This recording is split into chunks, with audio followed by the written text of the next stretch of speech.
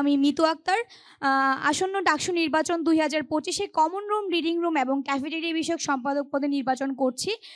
আমি আসলে কি কাজ করব, আমি আমার যে ইশতেহার তৈরি করেছি সেই ইশতেহারগুলো আমার মনে হয় যে সবথেকে বেশি প্র্যাকটিক্যাল এবং বাস্তবিক ইশতেহার আমি তৈরি করেছি। আমি এমন কোনো ইশতেহার তৈরি করিনি যেটি আমি আগামী ১ বছরে পরিপূর্ণ করতে পারবো না। আমি সর্বপ্রথম যে জিনিসটিকে প্রায়োরিটি দিয়েছি সেটি হচ্ছে যে কলা অনুষদ এবং বিজ্ঞান অনুষদ তথা কার্জন এরিয়ায় ছেলেদের জন্য একটি কমন রুম সংযোজন করব।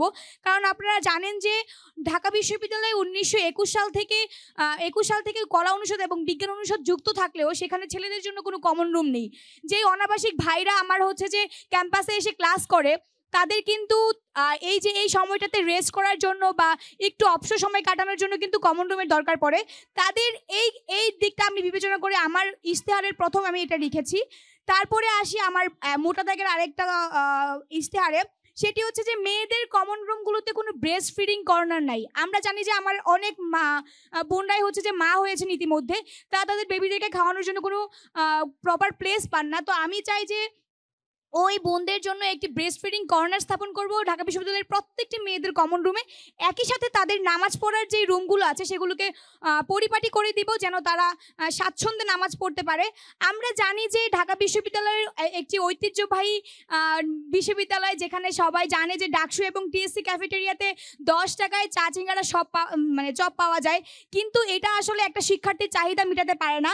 তাই আমি চাই যে ডাকসু এবং টিএসসি ক্যাফেটেরিয়ার যেই খাদ্যের যে ব্যাপারটা আছে সেটা রেগুলার খাবার আমি অ্যারেঞ্জ করব ট্রেডিশনাল খাবারের পাশাপাশি। এবং আমরা জানি যে সকাল ৮টা থেকে একটা খাবার পাওয়া যায় নাস্তা, দুপুরে হচ্ছে ১২টা থেকে সর্বোচ্চ ১:৩০ পর্যন্ত খাবার পাওয়া যায়, এবং বিকালে একটা নাস্তা পাওয়া যায়, রাতে ১ ঘন্টার একটা সময় হচ্ছে যে খাবার পাওয়া যায়। সেই সময়টা আমি এমন একটা সময়ে উন্নীত করতে চাই, সকাল ৭টা থেকে রাত ১০টা পর্যন্ত প্রত্যেকটা স্টুডেন্ট যে কোনো সময় গিয়ে যেন খাবারের চাহিদা পূরণ করতে পারে, সেটা আমি করব। এবং আমরা জানি যে টিএসসি ক্যাফেটেরিয়াতে এখন ৩০০ জনের জন্য বা এর থেকে কম মানুষের জন্য খাবার রান্না করা হয়, সেটা আমি ১,০০০ জন্য উন্নীত করব। তাছাড়া আপনারা জানেন যে আমাদের কমন রুমগুলোতে আগে যখন ডাকসু হয়েছিল ২০১৯ সালে, তখন দৈনিক পত্রিকাগুলো সরবরাহ করা হতো, সেগুলো আসলে এখন আর নেই। তাছাড়া আমি যে কেন্দ্রীয় লাইব্রেরি এবং ই লাইব্রেরি এবং সায়েন্স লাইব্রেরি প্রত্যেকটা জায়গায় গিয়ে ফিল্ড অ্যাসেসমেন্ট করেছি। আমি হচ্ছে যে ব্যবসা শিক্ষা অনুষদে ই লাইব্রেরিটি আসলে অনেকদিন ধরে বন্ধ হয়ে আছে। আমরা জানি যে সেটার বাজেট চলে আসছে, কিন্তু এখনও তার পরিপূর্ণ কোনো কাজ শেষ হয়নি।